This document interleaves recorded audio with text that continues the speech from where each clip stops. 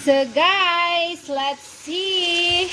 Yan, ang bango. Ilagay na natin ang alamang at paminta. Gusto ko madami guys. And then, coconut.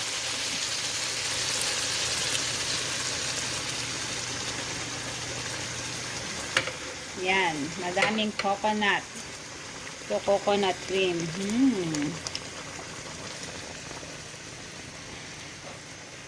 Tapos, halu-haluin lang at hayaang maluto hanggang maging malapot yung sabaw.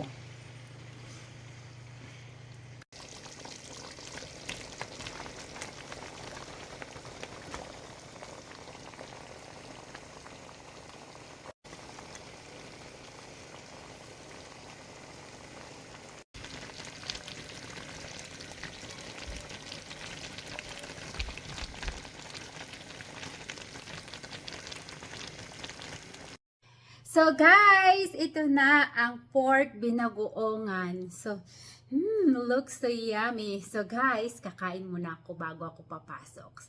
So thanks for watching again guys. Please continue to follow and share my video. Bye for now!